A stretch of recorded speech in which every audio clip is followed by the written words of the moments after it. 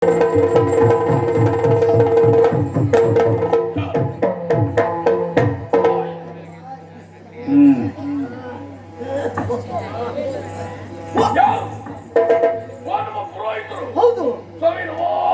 ಒಳ್ಳೆದಾಗಲಿ ಒಳ್ಳೆದಾಗಲಿ.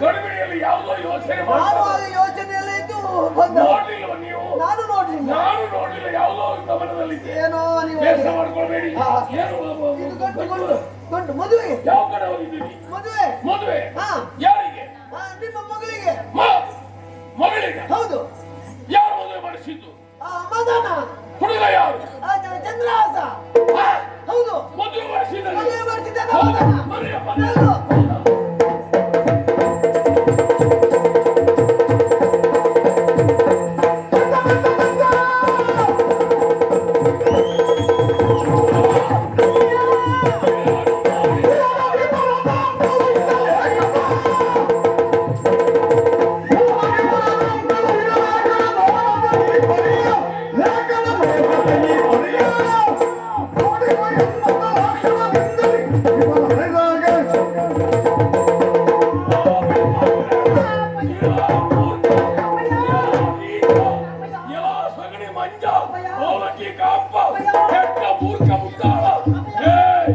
ನಾನು ಲೇಖನ ಬರೆದದ್ದೇನು, ನೀನು ಮಾಡಿದ್ದೇನು?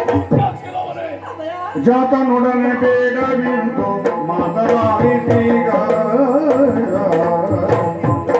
ಜಾತನೊಡನೆ ಬೇಡವಿಂದು ಮಾತನಾಡಿದೀಗ, ಬರದ ರೀತಿಯಂತೆ ನಾಗೈರುವೆ, ಬರದ ರೀತಿಯಂತೆ ನಾಗೈರುವೆ, ಗಾದಿಗಳು ಏಕೆ ಬರಬೇಕು?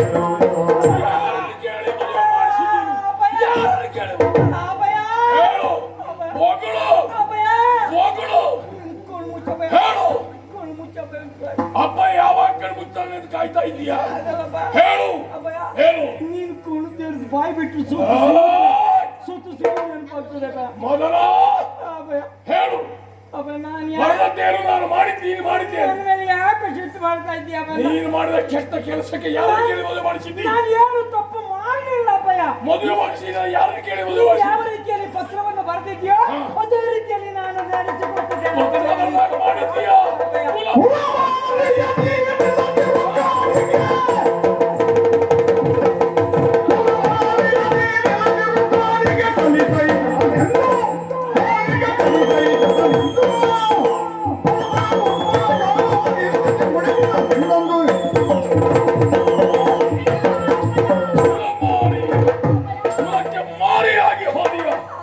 ನಿನ್ನ ಕುರಿತಾಗಿ ನಾನು ಎಣಿಸಿದ್ದೇನೆ, ನೀವು ಮಾಡಿದ್ದೇನೆ.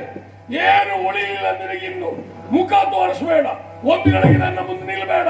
ನಡೆ ನೀವು ಕೊಡುವುದಾಗೆ ಈಗ ನನಗೆ ನನಗೆ ನೈಕ ನನಗೆ ಹೀಗೆ, ಕೊಡುವುದಾಗೆ ಈಗ ನನಗೆ ನಡೆವೆ ನೈಕ ನನಗೆ ಹೀಗೆ, ಬಿಡದೆ ಜನಕ ಕೈದವೇ ಕೊಡನೆ ಒನಗೆ ರಾಮ, ಬಿಡದೆ ಜನಕ ಕೈದವೇ ಒಡನೆ ಒನಗೆ ರಾಮ.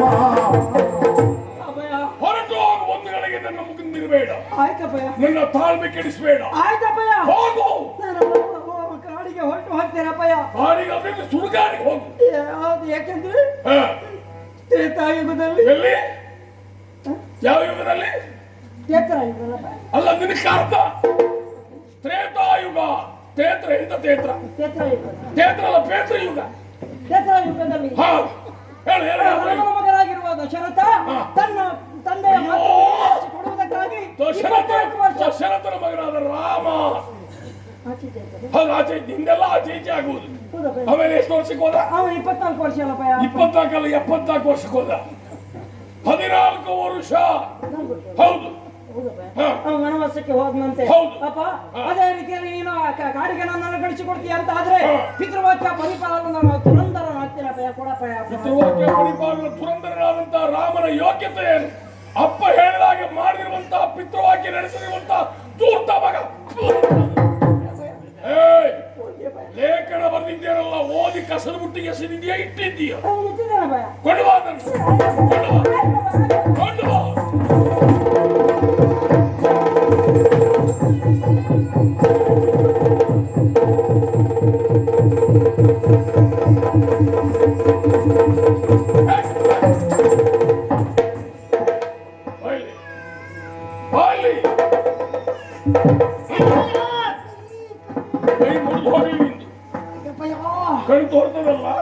ಎರಡು ಗಂಟೆ ಹೋಗ್ತದಪ್ಪ. ಸರಿಯಾಗಿದೆಯಲ್ಲ ದೃಷ್ಟಿ? ಎರಡು ಸರಿ ಉಂಟಪ್ಪ. ಓದು ಓದ್ತೇಪ್ಪ. ಓದು. ಶ್ರೀಮತ್ ಸಚಿವ ಶಿರೋಮಣಿ ಹಾ. ದುಷ್ಟ ಬುದ್ಧಿ ನಿನ್ನಪ್ಪ ನನ್ನಪ್ಪಯ್ಯ. ಅವಲಕ್ಕೆ ಮಂಜ ಸಗಣಿಗೆ ಹಬ್ಬ ನಿನ್ನ ಅಪ್ಪ. ಮಂಜ ನನ್ನಪ್ಪ. ನೀನು ನಾನಲ್ಲ, ಅಲ್ಲ ನೀನು ಹೇಳಿದಾಗಿಲ್ಲಪ್ಪ. ನಿನಗೆ ಹೇಳಿದ್ದು ನಾನು. ನಿನ್ನ ಅಪ್ಪ ನಾನು ಹೇಳು. ಹಾ, ಸಗಣಿ ಮಂಜ. ಹೇ. ಅಪ್ಪಯ್ಯ ಶ್ರೀಮತ್ ಸಚಿವ ಶಿರೋಮಣಿ ದುಷ್ಟ ಬುದ್ಧಿ ಸುಪ್ರೇಮ ತನ್ನ ಸುತ ಮತನಂಗೆ ಮಿಗಪರಿಸಿ ನೇಮಿಸಿದ ಕಾರ್ಯಮಿ ಚಂದ್ರಹಾಸ ಮಹಾಹಿತ ನಮಗೆ ಮೇಲೆಮ್ಮ ಸೀಮೆಗರ ಸಾಧಪಂ ಸಂದೇಹಮಿಲ್ಲಿದಕ್ಕೆ ಸಾಮಾನ್ಯದವನಲ್ಲ ಮುಂದಕ್ಕೆ ಸರ್ವತಾ ಮಿತ್ರನಪ್ಪ ನೆಂದೀತರಂ ಪಳುವಿದೆ. ಸರ್ವತಾ ನಮಗೆ ಮಿತ್ರನಪ್ಪಂ ಸವರ್ಣ ದೀರ್ಘ ಸವರ್ಣ ದೀರ್ಘ ಸಂಧಿ ಅಪ್ಪಯ್ಯೋ ಹೇಳು. ಸವರ್ಣ ದೀರ್ಘ ಸಂಖ್ಯೆ ನಾನು ಬೆನ್ಸಂಗ್ ಹೋಯ್ತಪ್ಪಯ್ಯ. ಸಂಧಿ ಸರ್ವತಾ ನಮಗೆ ಮಿತ್ರನಪ್ಪಂ. ಮಿತ್ರನಪ್ಪಂ ಅಂದ್ರೆ ಮಿತ್ರನಾಗುವವನಲ್ಲ. ಅಲ್ವಪ್ಪಯ್ಯ ಕಡುವಿದನು ಇದನ್ನು ಅರಿವುದು. ಹೊತ್ತು ಕಡೆಯಿಂದ ಬಂದ ಬಳಿಕ ಕುಲಶೀಲ ವಿತ್ತ ವಿದ್ಯಾ ವಯೋ ವಿಕ್ರಮಗಳನ್ನು ನೋಡುತ್ತಿರುವ ಕೊಡು ವಿಷಯ ಮೋಹಿಸುವಂತೆ ಬಾಲಕ ಕೊಡು ವಿಷವ ವಿಷಯ ವಿಷವ ವಿಷಯ ವಿಷವ ವಿಷಯ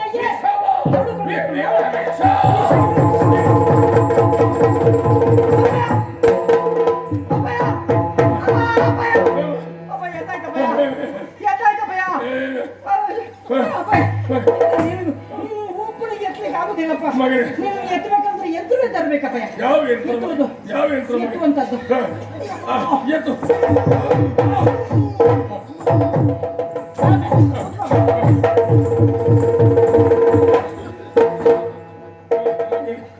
ಮಗನೇ ಎಂತ ಆಯ್ತಪ್ಪ? ಬಿಸಿಲಲ್ಲಿ ಬಂದದಲ್ವೇನಾ? ಆಸರೆ ಕೊಡ್ಲಪ್ಪ. ಬೇಡ ಆಸರೆ ಬೇಡ. ಈಗ ಪಾರ್ಕ ಮಾಡಿದ್ದಲ್ಲಪ್ಪ. ಪಾರ್ಕ ಬೇಡ. ಈಗ ನಾನು ಬೇರೆ ಪಾರ್ಕ್ ಕುಡಿತೇನೆ. ಕೊಡ್ಲಪ್ಪ. ಬೇಡ ಮಗನೇ ಬೇಡ. ತಲೆ ಸುತ್ತಿದ ಹಾಗಾಯಿತು. ಹಾಗಾಗಿ ಸ್ವಲ್ಪ ನಾನು ಸಾವರಿಸಿಕೊಳ್ತೇನೆ. ಯಾವುದು ಸಾವು ಸಾವರಿಸಿಕೊಳ್ತೇನೆ. ಸುಧಾರಿಸಿಕೊಳ್ತೇನೆ. ನಾನೆಷ್ಟೊತ್ತಿ ಸಾವರಿಸ್ತೇನೆ ಅಂತ ಕಾಯ್ತಾ ಇದ್ದೀನಿ. ಹೋಯ್ತು ಯಾಕೆ ಎಷ್ಟೊತ್ತಿ? ಬೇಡ. ಅಯ್ಯೋ ನನಗೆ ಸರಿ ನಿಂತ್ಕೊಳ್ಳಿಕ್ಕಾಗುದಿಲ್ಲ. ಅಮ್ಮ ಯಾಕೆ ಕರ್ಮ ಕೈ ಮಗನೇ ನನಗೆ ಏಕಾಂತ ಬೇಕು. ಒಬ್ಬನೇ ಸ್ವಲ್ಪ ಯೋಚನೆ ಮಾಡ್ತೇನೆ. ಬೇಕಾದ ನನ್ನ ಕರೀತೇನೆ.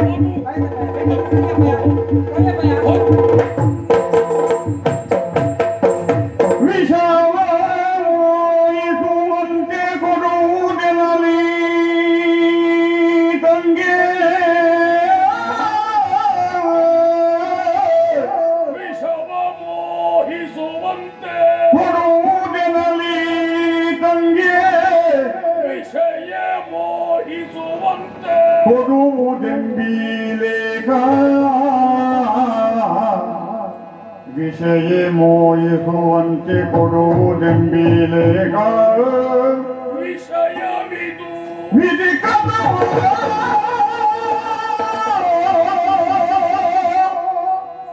ವಿಷಯವಿದು ವಿಧಿ ಕೃತವು. ಯಾನ ಕರದೋಷವೋ ಕರದೋಷವೋ ಶಶಿಹಾಸನ ವಂಚನೆಗಳು.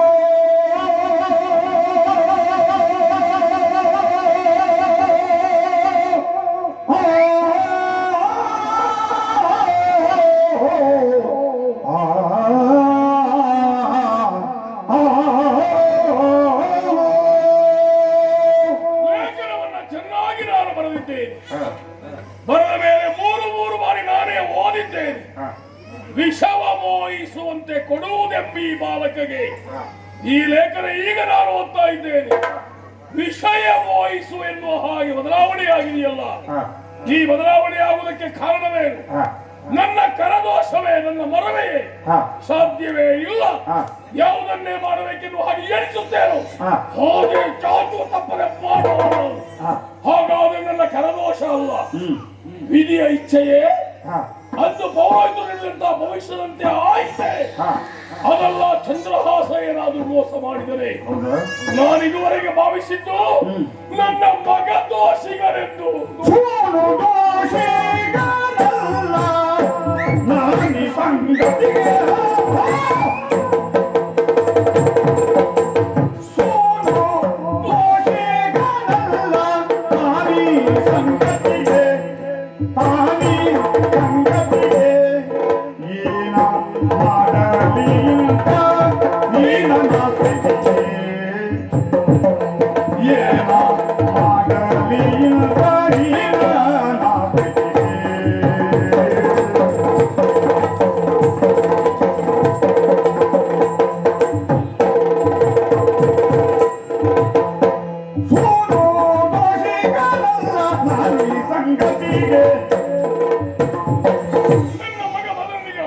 ಬೈದೆ, ಬಾಯಿಗೆ ಬಂದ ಹಾಗೆ ಪಚಾರಿಸಿದೆ. ನನ್ನ ಸೂರು ದೋಷಿಗಳೆಂದು ಭಾವಿಸಿದೆ. ಆದ್ರೆ ಅವರಿಂದ ಯಾವ ತಪ್ಪು ಇಲ್ಲ. ನನ್ನ ಲೇಖನವನ್ನು ಕಂಡು ಚಾಚು ತಪ್ಪದೆ ಹಾಗೆ ಮಾಡಿದ್ದಾನೆ. ಹಾಗಾದ್ರೆ ಚಂದ್ರಹಾಸ ಮದುವೆಯಾಗಿ ನನ್ನ ಮಗಳ ಗಂಡನಾಗಿದ್ದಾನೆ. ಮಗಳ ಗಂಡ ಅಳಿಯ ಎಂದು ಕಾಲು ತೊಳೆದು ಮನೆ ತುಂಬಿಸಿಕೊಳ್ಳೋಣವೇ? ಸಾಧ್ಯವೇ ಇಲ್ಲ. ನಾನು ಯಾವುದನ್ನ ಗ್ರಹಿಸುತ್ತೇನೋ ಹಾಗೆ ಮಾಡಿದವ ಇದುವರೆಗೆ. ಅಂತೆಯೇ ನನ್ನ ಗ್ರಹಿಕೆಯಂತೆ ನನ್ನ ಮಗ ಇಲ್ಲಿಯ ದೊರೆಯಾಗಬೇಕು, ಮಹಾರಾಜನ ಮಗಳ ಗಂಡನಾಗಬೇಕು. ಅಂತಾದಕ್ಕೆ ಮಾರಕನಾದ ಚಂದ್ರಹಾಸ ಸಾಯಲೇಬೇಕು. ಅವ ಸತ್ತರೆ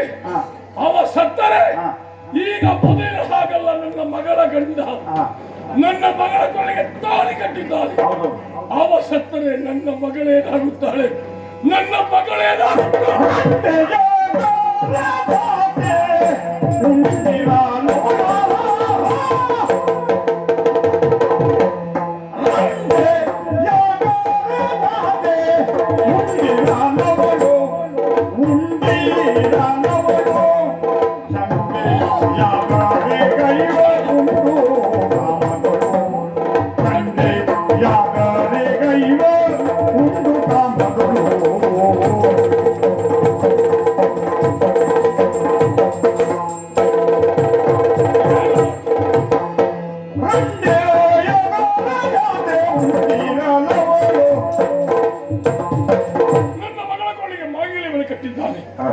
ಅವ ಸತ್ತ ಅಂತ ನನ್ನ ಮಗಳು ಏನಾಗುತ್ತಾಳೆ?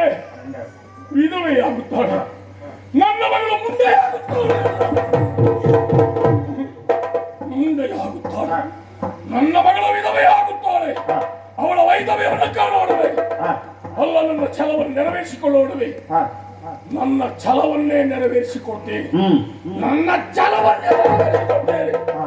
ನನ್ನ ಮಗಳು ವಿಧವೆಯಾದರೆ, ಮುಂಡೆಯಾದರೆ ಉಂಡಿರಲಿ ಅವಳು.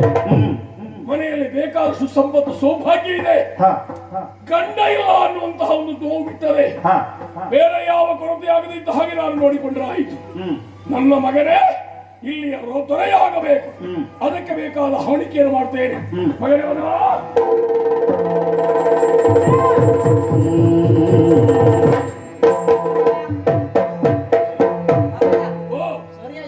ಸರಿಯಾಯ್ತು. ಸಾವರಿಸಿಕೊಂಡೆ, ಸುಧಾರಿಸಿಕೊಂಡೆ. ಏನ್ ಮಾಡುವುದು ಮಗನೇ? ನಿನಗೆಲ್ಲ ಇನ್ನು ತಿರುಗಾಟ ಬೇಡ, ಸುಮ್ಮನೆ ಮನೆಯಲ್ಲಿ ಕೂತ್ಕೊಂಡು ನಾನು ನೋಡ್ತೇನೆ ಅಂತ ಬೇಡವಾಗಿ ಎಣಿಸಿದೆ. ಈ ವರ್ಷ ಆದ್ರೂ ಬೇಡ ಅಂತ ಎಣಿಸಿದೆ. ಮತ್ತೆ ಬರ್ಬೇಕಾಯ್ತು ಈ ರಾಜಕೀಯಕ್ಕೆ. ಮಗನೇ, ರಾಜಕೀಯ ಅಂದ್ರೆ ಹಾಗೆ ಅಲ್ಲ. ನಾವು ಬೇಡ ಆದ್ರೂ ನಮ್ಮನ್ನು ಎಳೀತದೆ. ಹಾಗಾಗಿ ಈ ಕ್ಷೇತ್ರದಿಂದ ದೂರವಾಗುವುದಕ್ಕೆ ಸಾಧ್ಯ ಆಗಲಿಲ್ಲ. ಅಗತ್ಯವಾದಂತಹ ಕಾರ್ಯಕ್ಕೆ ಹೋಗಿ ಬರುವಾಗ ಹೀಗೆಲ್ಲ ಆಯಿತು. ಇರಲಿ, ಅಂತೂ ಲೇಖನ ಬರೆದ ಹಾಗೆ ಮಾಡಿದ್ದೀಯಲ್ಲ, ಅಚ್ಚುಕಟ್ಟಾಗಿ ಮಾಡಿದ್ದಾರೆ ಅಂತ ಆಯ್ತು. ಮಗನೇ, ಏನು ಎಡವಟ್ಟಾಗಲಿಲ್ಲಲ್ಲ? ಕೆಲಸ ನೀನು ಮಾಡುವುದೇ ಎಡವಟ್ಟು. ಮಗನೇ, ಮದುವೆ ಕಾರ್ಯ ವ್ಯವಸ್ಥಿತವಾಗಿ ಮಾಡಿದೀಯಲ್ಲ? ಹೌದಾ? ಬೇಕಾದ ಹೋಮ ಹವನಾದಿಗಳು ನಮ್ಮ ಪೌರೋಹಿತರಿಂದ ಮಾಡಿಸಿದ್ದೀಯಾ? ಬಹಳ ಸಂತೋಷವಾಯಿತು. ಆಮೇಲೆ ಊಟೋಪಚಾರದ ವ್ಯವಸ್ಥೆ ಹೇಗಾಗಿದೆ? ಬಂದಿಯಾರು ಯಾರು ಆಕ್ಷೇಪ ಮಾಡಲಿಲ್ಲ? ನಾ ಭೂತ ನೀ ಭೂತ, ಇಬ್ರು ಭೂತ, ಎಲ್ಲ ಪ್ರೇತ. ನಮೂತೋ ನೋ ಭವಿಷ್ಯತಿ. ಯಮ ದೊಡ್ಡ ದೊಡ್ಡ ಶಬ್ದ ಈ ಮೊದಲು ಆದದ್ದಿಲ್ಲ, ಇನ್ನು ಮುಂದೆ ಆಗಲಿಕ್ಕಿಲ್ಲ. ಆ ರೀತಿ ರೀತಿಯಲ್ಲಿ ತಂಗಿ ಮದುವೆ ಮಾಡುತ್ತಿದ್ದ. ಹೌದಾ? ಊಟದ ಕತೆ ಏನ್ ಹೇಳ್ತೀಯ ಮಗನೇ? ಎಷ್ಟು ಊಟ ಮಾಡಿದ್ರು ಅಷ್ಟು ಚಾಲೆಂಜ್ ಬಿಟ್ಟು ಹೋಗಿದ್ದಾರೆ. ಹಾಗಾಗಿ ಮಾಡಿದವರಿಗೆ ಬಾಯಿ ಹಾಕಲಿಕ್ಕೆ ಆಗುದಿಲ್ಲ ಮಸಲ್ಲ, ಹಾಗಾಗಿ ಎಲ್ಲ ಬಿಟ್ಟು ಹೋದ್ರು. ಹಾಗಲ್ಲಪ್ಪಯ್ಯ, ರುಚಿಕಟ್ಟಾದ ಅಡುಗೆ ಆಗಿತ್ತು. ಹಾಗಾಗಿ ಆಸೆಯಿಂದ ಬಡಿಸಿಕೊಂಡ್ರು. ಎಷ್ಟು ಬಡಿಸಿಕೊಳ್ಬೇಕೆನ್ನುವ ಮಿತಿ ತಪ್ಪಿ ಹೋಯ್ತು. ಹೊಟ್ಟೆ ಹಿಡಿಲಿಲ್ಲ. ಹಾಗಾಗಿ ಬಿಟ್ಟು ಹೋಗಿದ್ದಾರೆ. ಅಂತೂ ನಮ್ಮ ಶ್ರೀಮಂತಿಗೆ ಬೆಳೆಸಿದ್ದಿ ಅಂತ ಬರೇ ಊಟೋಪಚಾರ ಅಲ್ಲ, ಬ್ರಾಹ್ಮಣರಿಗೆ ಬೇಕಾದಷ್ಟು ದಕ್ಷಿಣ ಕೊಟ್ಟಿದ್ಯಾ ಮಗನೇ? ಬೇಕಾದಷ್ಟು ಕೊಡ್ಲಿಕ್ಕೆ ನಿನ್ನ ಹತ್ರ ಎಂತ ಇಟ್ಟಿತ್ತ? ಬ್ರಾಹ್ಮಣರ ಬೆನ್ನಿಗೆ ಬಡತನ ಬರುವಷ್ಟು ನನ್ನಿಂದ ಅಲ್ಲ, ನಿನ್ನ ಹತ್ರ ಎಲ್ಲುಂಟು ಮಾರಾಯ ಕೊಡ್ಲಿಕ್ಕೆ? ಆಮೇಲೆ ಅದೆಲ್ಲ ಹೊರತಾಗಿ ಹೋಯ್ತವೆ. ಆಮೇಲೆ ಮನೆಗೆ ಮತ್ತೇನ್ ಮಾಡುದು? ನಾನ್ ತಲೆ ಬಿಸಿ ಏನ್ ಮಾಡ್ಲಿಲ್ಲ. ನೀ ತಲೆ ಬಿಸಿ ಮಾಡ್ಕೊಳ್ಳಿಲ್ಲ. ಮತ್ತೇನ್ ಮಾಡುದು ಅಂತ ನೀನು ಹುಗಿದಿಟ್ಟ ಕೊಪ್ಪರಿಗೆ ಏಕಾಚಾರವೇ ನಾ ಹುಗಿದಿಟ್ಟು ಕೊಪ್ಪರಿಗೂ ನೋಡಿದೀಯನಾ? ಅದು ಕಳೆದನು. ಅದೆಲ್ಲ ಮಗನೇ ಆಪತ್ತ. ಆಪತ್ತರ ಅಗತ್ಯ ಬೇಕಾದ್ರೆ ಬೇಕಾಗ್ತದೆ ಅಷ್ಟೇ. ಕಪೋಣ ಅಲ್ಲ. ಅಲ್ಲ ಅಲ್ಲ ಅಲ್ಲ ಅದನ್ನು ತೆಗೆದಿಯಾ? ಹೊತ್ತು ನಿಯಮಿಸಿದಪ್ಪ. ಆಮೇಲೆ ಹೊಸರಲ್ಲಿ ಇದ್ದದ್ದೆಲ್ಲ ಹಂಚಿಬಿಟ್ಟೆ. ಹೌದಾ? ಮತ್ತೆ ಸ್ವಲ್ಪ ಕಡಿಮೆ ಆಯ್ತಪ್ಪ. ಹೌದಾ? ಆಮೇಲೆ ಏನ್ ಮಾಡಿದ್ವಿ? ನಾನ್ ತಲೆಬಿಸಿ ಮಾಡ್ಲಿಲ್ಲ. ಹೇ. ಅಭಯ ಕೊಪ್ಪರಿಗೆ ಹಳೇ ತಾಮ್ರದಾಗಿತ್ತ ಇಲ್ವಾ? ಹಳೆ ತಾಮ್ರಕ್ಕೂ ಒಳ್ಳೆ ಬೆಲೆ ಅಂತ ಭಯ. ಎಲ್ಲ ಚೂರ್ ಚೂರ್ ಮಾಡಿ ಹೊರಗೆ ಹೋಗಿ ನನ್ನ ಮಗನ ಒಂದು ಯಜಮಾನಿಕೆ ಅಂದ್ರೆ ಮನೆಯಲ್ಲಿ ತಾವು ಚೊಂಬೆ ತಂದಿಲ್ಲ. ಹೌದಾ ಮಗನ? ಆಗ್ಲಿ ಆಗ್ಲಿ. ಅಂತೂ ಇಷ್ಟು ಹೊತ್ತು ನಾನು ಈ ಕೂಡಿಟ್ಟು ಬಾಯಿಗೆ ನೀರಾಗದೆ ಜಾಗ್ರತೆ ಮಾಡಿ ಒಟ್ಟಿಗೆ ಮಾಡಿ ಇಟ್ಟದ್ದು ಮಗಳ ಮದುವೆಗಾಯಿ ಅಲ್ವಾ? ಇನ್ನೇನಾದ್ರೂ ನನ್ನ ಆಯುಷ್ಮಾನದಲ್ಲಿ ಒಟ್ಟು ಮಾಡಿ ಇಟ್ರೆ ನಾಳೆ ಅದು ನಿನ್ನ ಮದುವೆಗಾಯಿ. ನಾನೇನಾದ್ರೂ ಒಟ್ಟು ಮಾಡಿದರೆ ಆಮೇಲೆ ಏನಾದ್ರೂ ಸ್ವಲ್ಪ ಕೂಡಿಟ್ರೆ ಕೊನೆಯ ನನ್ನ ಬೊಜ್ಜಕ್ಕೂ ಆದೀತಲ್ವೇ? ಅದನ್ನ ನಾನು ಒಟ್ಟು ಮಾಡ್ಲಿಲ್ಲ ಅಂದ್ರೆ ಬಹುಶಃ ನೀನು ಅಪ್ಪನಿಗೆ ಬೊಜ್ಜು ಮಾಡ್ಲಿಕ್ಕಿಲ್ಲ. ಹಾಗಾದ್ರೆ ನಾನು ಮದುವೆ ಬೇಡಪ್ಪಯ್ಯ. ಮತ್ತೆ ಯಾವ್ದು ಮದುವೆ ಮಾಡುವ? ಮೊದಲು ಮದುವೆ ಬೇಡ ಅಂದ್ರೆ ಅಪ್ಪ ಬೊಜ್ಜೆ ಮದುವೆ ಮಾಡ್ತೀಯ? ಮದನ ಕುಮಾರ, ನಿನ್ನ ಸ್ವಭಾವ ಅಂತ ಹೇಳಿದ್ದು ನಾನು. ಇರ್ಲಿ, ಮದುಮಕ್ಕಳಲ್ಲಿದ್ದಾರೆ.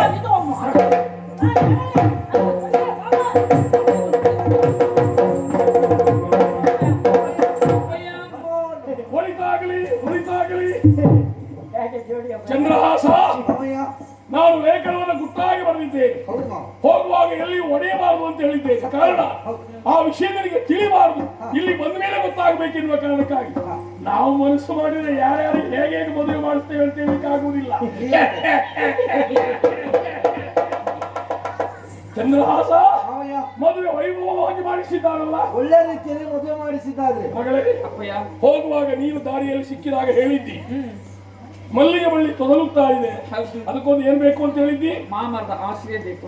ಕೊಳದಲ್ಲಿ ಹಂಸ ಒಂದೇ ಒಂಟಿಯಾಗಿ ಓಡಾಡುತ್ತಾ ಇದೆ, ಅದಕ್ಕೆ ಏನ್ ಬೇಕು ಅಂದ್ರೆ? ಅದಕ್ಕೊಂದು ದೊಡ್ಡ ಹಂಸ ಬೇಕು ಅಂತ ಹೇಳಿ. ಈಗ ಹೇಗೆ ಜೋಡಿ ಮಾಡಿದ್ದು ಹೇಗೆ ಆಗಬಹುದಪ್ಪ. ಎಂತಂತ ಅಲ್ಲಿ ಯಾರ ನಿನ್ನನ್ನು ಕರೆಯುವುದು ಯಾರ? ಏನು ಮಹಾರಾಜ ನಿನ್ನನ್ನು ಕರೆಯಲಿಕ್ಕೆ ಶುರು ಮಾಡಿದ್ರೆ ಒಂದು ನಿನಗೊಂದು ಒಂದು ಬೇಡಿಕೆ ಹೇಳಬಾರ್ದು. ನೀವು ಇಲ್ಲಿಂದ ಒಳ್ಳೆ ಹೋದ್ಮೇಲೆ ನಮ್ಮ ಮಹಾರಾಜರಿಗೆ ರಾಜಕೀಯವಾಗಿ ಚರ್ಚಿಸುವುದಿರಲಿ, ಸಲಹೆ ಕೇಳುವುದಿರಲಿ, ತೀರ್ಮಾನ ತೆಗೆದುಕೊಳ್ಳುವುದಿರಲಿ, ನಮ್ಮ ಪ್ರಶ್ನೆ ಕೇಳುವುದಿರಲಿ, ಸಲಹೆ ಕೇಳುವುದಿರಲಿ, ಎಲ್ಲ ಒಂದೇ ಮಾರೆ. ನೀವು ಯುದ್ಧ ಮಾಡಬೇಕು, ಬೇಗ ಮುಗಿಸುವ. ಎಲ್ಲದಕ್ಕೂ ನೀನೆ. ಎಲ್ಲದಕ್ಕೂ ನಾನಪ್ಪ. ಹೌದಾ? ಹಾಗಾಗಿ ಈಗ ಅಗತ್ಯವಾದ ಕೆಲಸಕ್ಕೆ ಕರೀತಾ ಇದ್ದಾರೆ. ಆಯ್ತಾಯ್ತು. ನಾನು ಹೋಗುವುದು ಅನಿವಾರ್ಯ.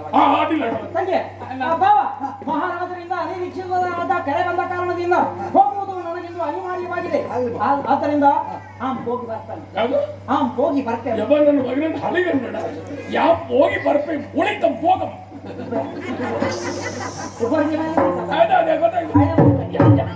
ಯಾರು ಭಾಗ ಬಿಡ್ಲಿಕ್ಕಿಲ್ಲ. ಯಾಕಂದ್ರೆ ಪುಸ್ತಕದ ಮುಂದೆ ಇರ್ತಾರೆ. ಒಳಿತಂ ಹೋಗಂ ನೀ ಹೋಗಿ ಮತ್ತೆ ಬರುವುದು ಬೇಡ, ಅಲ್ಲೇ ಇರುವುದು. ಹೋಗಿ ಬರ್ತೇನೆ. ಒಳಿತಂ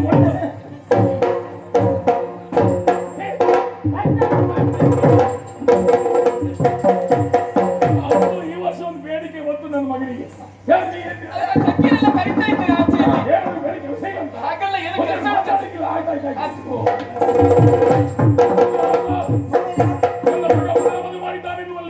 ಸ್ವಲ್ಪ ಯೋಚನೆ ಮಾಡಬೇಕಾಗ್ತದೆ. ಆಗಬೇಕಾದಂತಹ ಕಾರ್ಯ ನಿರಾತಂಕವಾಗಿ ಸಾಗಿದೆಯಲ್ಲ. 3 ದಿವಸದ ಮದುವೆ ವೈಭವದಿಂದ ಮಾಡಿಸಿದ್ದಾನಲ್ಲ. ಮದುವೆ ಮಾಡಿಸಿದ ಆಮೇಲೆ ಮದುಮಕ್ಕಳಾದ ಇಬ್ಬರನ್ನ ಪಟ್ಟದಾರ ಮೇಲೆ ಕುಳಿಸಿ ಮೆರವಣಿಗೆ ಮಾಡಿಸಿದ್ದಾನೆ. ಆಮೇಲೆ ಹೋಗಬೇಕಾದ ದೇವಸ್ಥಾನಗಳಿಗೆ ಹೋಗಿ ಬಂದಿದ್ದಾನೆ. ಮೊದಲು ಹೋಗಬೇಕಾದ ಗಣಪತಿಯ ದೇವಸ್ಥಾನಕ್ಕೆ, ದೂರ ಮಾಡುವ ವಿಘ್ನೇಶ್ವರ ಹೋಗಿದ್ದೀರಾ?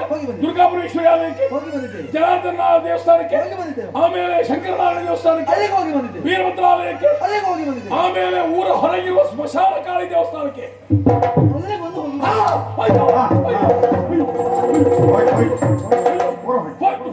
ಹೋಯ್ತು ನಿನ್ನ ದಶೆಯಿಂದ ನಮ್ಮ ಈ ಕುಂತಲ ನಾಡೆ ಸುದ್ದಿ. ಮಗು, ನಿನಗೆ ಶಾಸ್ತ್ರ ಗೊತ್ತಿಲ್ಲ.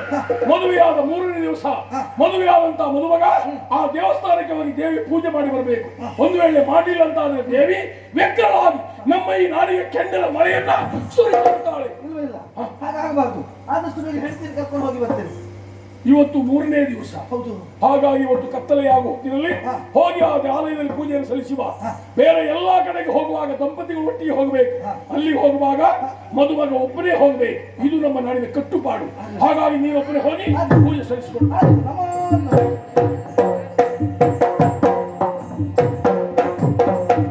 ಪೂಜೆ ಸಲ್ಲಿಸ್ತೇನೆ ನಿನಗೆ. ನಿನಗಿದೆ ಕೊನೆಯ ಗತಿ.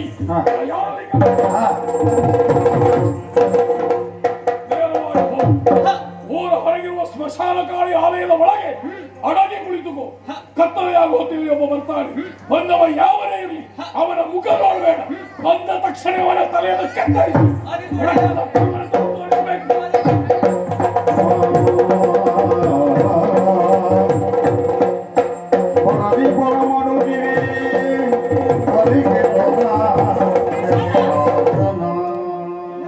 ಯಾವ ಕಡೆ ಹೊರಟದ್ದು ಮಾವ? ಸ್ಮಶಾನ ಕಾಳಿಕಾ ಗುಡಿಗೆ ಮಾವನೇ ಕಳುಹಿಸಿಕೊಟ್ಟಿದ್ದಾರೆ, ಹೋಗಿ ಪೂಜೆ ಸಲ್ಲಿಸಿ ಬಾ ಅಂತ. ಸ್ಮಶಾನ ಕಾಳಿಕಾಲಯಕ್ಕೆ ಹೌದು. ಮುಸ್ಸಂಜೆ ವೇಳೆಯಲ್ಲಿ ಮದುವಣಿಗನಾದ ನೀವೊಬ್ಬರೇ ಹೋಗಬಹುದು. ನಾಳೆ ಹೋಗ್ಬೇಕು ಅಂತ ಹೇಳಿ. ಈ ತಲೆ ಹಾಳಾಗಿದೆ. ಹೌದು. ಯಾಕೆ?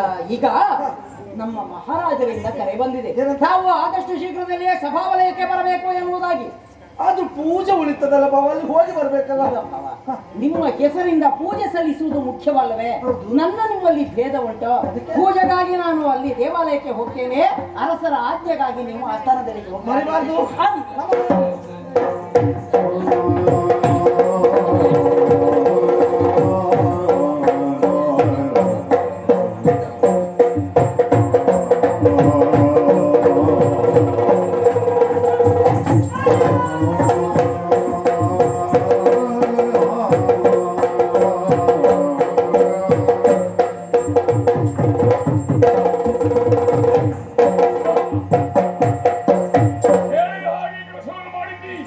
ಹಾಗಾಗಿ ರಕ್ತವನ್ನು ಕಾಣಲಿಕ್ಕಾಗಿ ಕೆಲವು ವರ್ಷಗಳಿಂದ ಕಾಯುತ್ತಾ ಇದ್ದವರ ಈ ಕಾರ್ಯವನ್ನು ನೀನು ಮಾಡಿದ್ದೆ ಅಂತಾದ್ಮೇಲೆ ನಿನಗೆ ನಾನು ಬಾಚಿ ಕೊಡುವುದಲ್ಲ.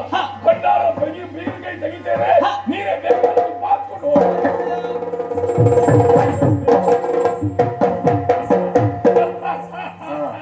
ಚಂದ್ರಹಾಸ, ನಿನ್ನ ಈ ರಕ್ತವನ್ನು ಕಾಣುವುದಕ್ಕೋಸ್ಕರವಾಗಿ ಎಷ್ಟೋ ವರ್ಷಗಳಿಂದ ನನ್ನ ಕಣ್ಣು ಹಾತೊರೆಯುತ್ತಾ ಇತ್ತು. ಮೂರ್ಖ, ಹಲವಾರು ಘಟನೆಗಳಲ್ಲಿ ತಪ್ಪಿದ್ದೇನೆನ್ನುವ ಹಾಗೆ ಭಾವಿಸಬೇಡ. ಈಗ ಉಳಿಯುವುದಕ್ಕೆ ನೀನು ಸಾಧ್ಯವೇ ಇಲ್ಲ. ನಿನ್ನ ಅಂತ್ಯವಾಯಿತು, ನಿನ್ನ ಅಂತ್ಯವಾಯಿತು. ಚಂದ್ರಹಾಸನ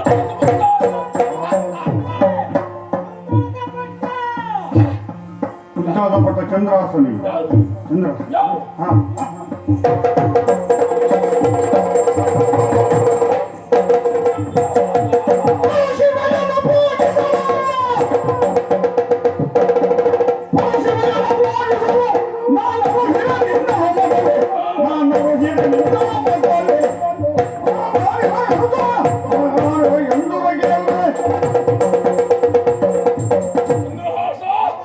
ಹೇಳಿದ ಯಾವ ಕಾರ್ಯವನ್ನು ಮಾಡಿ ಅಭ್ಯಾಸ ನಿನಗೆಲ್ಲರೂ ಸ್ಪಷ್ಟವಾಯಿತು. ಯಾಕೆ ಮಾವ? ನಾನು ಹೇಳಿದ್ದೇನು, ಆ ಪರಶಿವನ್ನ ಆರಾಧಿಸುವ ಎನ್ನುವ ಹಾಗೆ ಕತ್ತಲೆಯ ಒಳಗೆ ಹೋಗ್ಲಿಲ್ಲವೇನೋ? ನನ್ನ ಮಾತು ನಡೆಸಲಿಲ್ಲವೇನೋ? ಮಾವಯ್ಯ, ನಿಮ್ಮ ಮಾತಿನಂತೆ ದೇವಿಯ ಪೂಜೆಗಾಗಿ ಹೊರಟಂತ ಸಂದರ್ಭದಲ್ಲಿ ನಮ್ಮ ಭಾವನೆ ಬಂದು ಹೇಳಿದ ಮಾತು, ಆದಷ್ಟು ಬೇಗ ಸುಬುದ್ಧಿ ಮಹಾರಾಜರು ನಿಮ್ಮನ್ನು ಕರೆಯುತ್ತಾ ಇದ್ದಾರೆ, ನೀವು ಹೋಗಬೇಕು ಅಂತ ಹೇಳಿದ್ರು. ಅಲ್ಲಿ ಅಗತ್ಯವಾದಂತಹ ಕೆಲಸ ಏನು? ಪೂಜೆ ಸಲ್ಲಿಸಬೇಕು ಅಂತ ಕೇಳಿಕೊಂಡು ಮಹಾರಾಜನ ಕರೆ ಯಾಕಾಗಿ? ಕಾರಣ ಉಂಟು. ಏನು? ಅಲ್ಲಿ ಅಧಿಕಾರವನ್ನು ನನಗೆ ಕೊಡುವುದರೊಂದಿಗೆ ಅವರ ಮಗಳಾದಂತ ಚಂಪಕ ಮಾಲಿನಿಯನ್ನ ನನಗೆ ಕೊಟ್ಟು ಮದುವೆ ಮಾಡಿದ್ರು. ಮದುವೆ ಆಗಿ ಹೋಯಿತು, ಮದುವೆ ಆಗಿದೆ, ಅಧಿಕಾರವನ್ನು ಕೊಟ್ಟರು. ಹೌದು. ಹಾಗಾದ್ರೆ ಪೂಜೆ ನಿಲ್ಲಿಸಿದೆಯಲ್ಲ? ಇಲ್ಲವೇ ಇಲ್ಲ.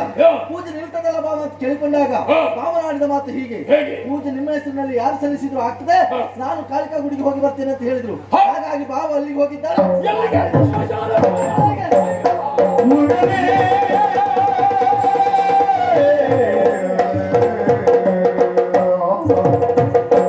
ಮಗನೇ ಮದನ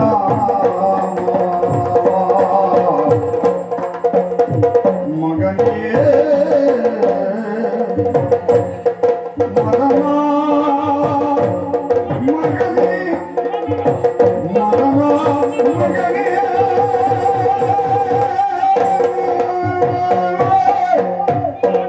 ಮಗನೇ ನಾನು ಮಡುಹಿ ಮಗನೇ ನಿನ್ನನು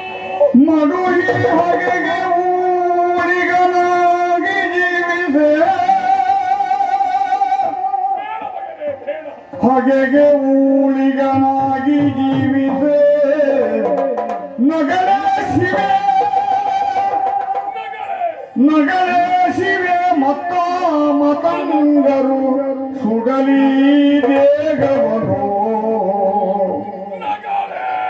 ಶಿವೆ ಮತ್ತ ಮತಂಗರು ಸುಡಲಿ ಸುಡಲಿ ಸುಡಲಿ ದೇಗವನು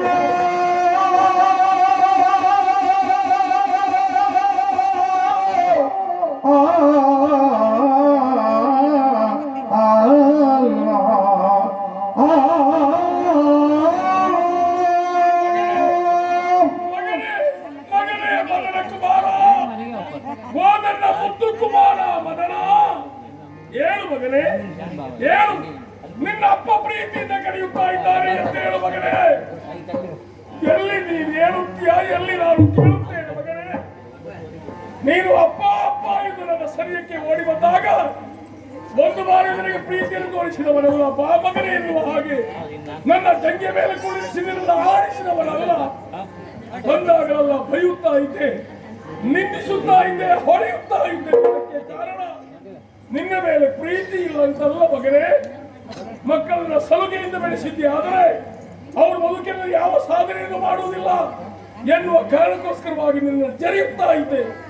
ನಾನೆನಿಸಿದೆ ಹಾಗೆ ಆಗಬೇಕು ನೀನು ಎನ್ನುವಂತ ಆ ಒಂದು ಆಶೆಯನ್ನು ಹೊತ್ತವ ನಿನ್ನಪ್ಪ.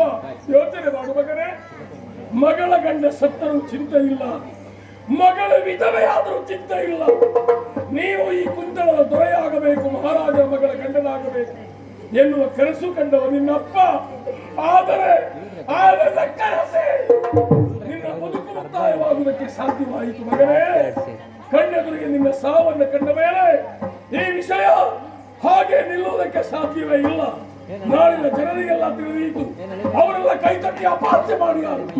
ಅಧಿಕಾರಕ್ಕೋಸ್ಕರವಾಗಿ ಮಗಳ ಗಂಡನ ಕೊಲ್ಲಿಸಿದ ತೂರ್ತ ಎಂಬ ಮಗನ ಸಾವಿಗೆ ಕಾರಣಭೂತರಾಗಿದ್ದಾರೆ ಎನ್ನುವಾಗ ನಿಂದಿಸಿದರು. ಹೆಚ್ಚೇನು ರಕ್ತ ವಿಪಾತವಾದಂತ ನಗದೇ ಇರಲಿಕ್ಕಿಲ್ಲ. ಇಷ್ಟಾದ ಮೇಲೆ ಈ ಲೋಕದಲ್ಲಿ ನನಗೆ ಬದುಕು ಬೇಕೇನೋ? ನೀನಿಲ್ಲದಂತೆ ನಾನು ಬದುಕಲಾರೆ ಮಗನೇ. ನೀ ಹೋದ ಲೋಕಕ್ಕೆ ಬರುತ್ತಾ ಇದ್ದೇನೆ. ಕಾಣುತ್ತಿರುವಂತಹ ಶಿಲೆಗೆ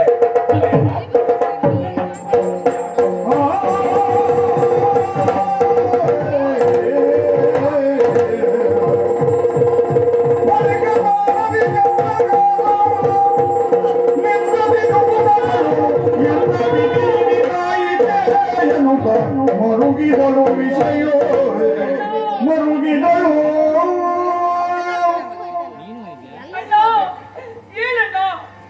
ಒಂದು ಮಾತನಾಡಲು ನನ್ನ ತಂಗಿ ಬಂದಿದ್ದಾಳೆ. ಅಪ್ಪ ಹೇಳಿ ಅಪ್ಪ, ನಿಮ್ಮ ಮುಂದಿನ ಮಗಳು ಬಂದಿದ್ದೇನೆ. ಕಡಿತೆಯನ್ನು ನೋಡಿ ಅಪ್ಪ, ನೋಡಿ. ಇಲ್ಲ, ನೀವೀಗಲೂ ಹೇಳುವ ಸ್ಥಿತಿಯಲ್ಲಿಲ್ಲ. ನಿಮ್ಮನ್ನು ಕಳೆದುಕೊಂಡು ನಾನು ಬದುಕುವ ಹಾಗಿಲ್ಲ. ನಾನು ಸಾಯ್ತೇನೆ, ನಾನು ಸಾಯ್ತೇನೆ. ನಾವು ಈ ರೀತಿ ದುಃಖ ಮಾಡಿದ್ದೆ ಹೋದು ಅಂತಾದ್ರೆ ನಮ್ಮ ಮಾವ ಹಾಗೂ ನಮ್ಮ ಭಾವ ಬದುಕಿರುವುದಕ್ಕೆ ಸಾಧ್ಯ ಇಲ್ಲ. ಹಾಗಂತ ಅವರು ಬದುಕಬೇಕೆಂತಾದ್ರೆ ಒಂದು ಮಾರ್ಗ ಉಂಟು. ಆ ದೇವಿಯನ್ನು ಒಲಿಸಿಕೊಳ್ಳದೆ ಹೋದು ಅಂತಾದ್ರೆ ಅವರನ್ನು ಬದುಕಿಸುವುದಕ್ಕೆ ಸಾಧ್ಯ ಉಂಟು. ಹಾಗಾಗಿ ಆ ದೇವಿಯನ್ನೇ ಪ್ರಸನ್ನಳಾಗಬೇಕು ತಾಯಿ. ನಮ್ಮ ಮಾವ ಹಾಗೂ ಭಾವನನ್ನು ಬದುಕಿಸಬೇಕು. ಅಮ್ಮ ಬಾ ತಾಯಿ ಬಾ. ಇಲ್ಲ, ಎಷ್ಟೇ ಧ್ಯಾನಿಸಿದ್ರು ಕೂಡ ಅವರು ಅಮ್ಮ ಒಲೆಯುವುದಕ್ಕೆ ಸಾಧ್ಯ ಇಲ್ಲ. ಹಾಗಾಗಿ ಅವಳು ಒಲೆಯಬೇಕು ಅಂತ ಆದ್ರೆ ಈಗ ಅರ್ಥವಾಯಿತು. ಇವಳು ರಕ್ತ ಪಿಪಾಸಿನಿ. ಹಾಗಾಗಿ ಇವಳಿಗೆ ಬೇಕಾದ ಈ ಚಂದ್ರಹಾಸನ ಬಿಸಿ ರಕ್ತ. ಹಾಗಾಗಿ ನಾನೇ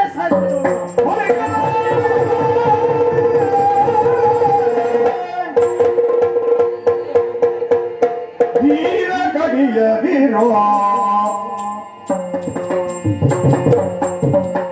ಧೀರ ಕಡಿಯದಿರೋ ಕಂಠವನಿಗ ಧೀರ ಕಡಿಯದಿರೋ ಧೀರ ನಿನ್ನೆಯ ಭಾವಪಟ್ಟಿಗೆ ಪೂರೆಯಾಗುತ್ತ ನಾನು ಬಂದನು ಧೀರ ಕಡಿಯದಿರೋ.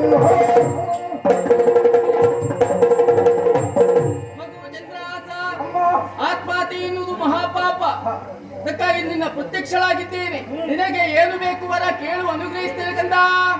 ಚಿತ್ತಜಾಂತಕಿ ಲಾಲಿಸಾದರೆ ಚಿತ್ತಜಾಂತಕಿ ಲಾಲಿಸಾದರೆ ಸತ್ತವರ ನೀರ್ವರನು ಸತ್ತವರ ನೀರ್ವರನು ಎಬ್ಬಿಸೋ ಚಿತ್ತಯ ಪಿತ ಭಕ್ತಿಯನ್ನು ಸ್ಥಿರವಾಗಿ ನಿಲ್ಲಿಸೋ ಚಿತ್ತ ಜನಪಿತ ಭಕ್ತಿಯನ್ನೋಳು ಸ್ಥಿರವಾಗಿ ನೆಲೆಸೋ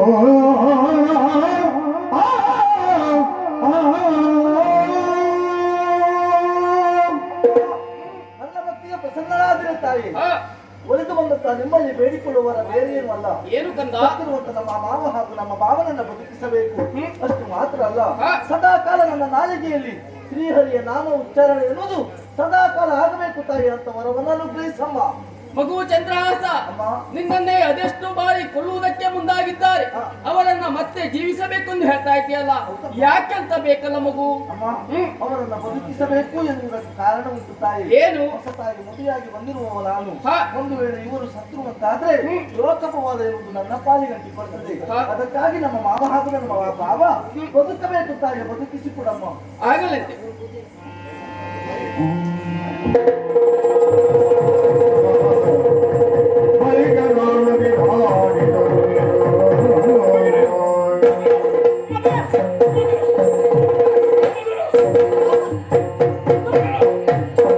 ನಿನ್ನನ್ನು ನೋಡಿದಂತ ನಾನು ಬದುಕುವುದಿಲ್ಲ ಎನ್ನುವ ಹಾಗೆ ಭಾವಿಸಿ ಆ ಕಂಬಕ್ಕೆ ತಲೆ ಹಿಡಿದುಕೊಂಡಿದ್ದೇನೆ.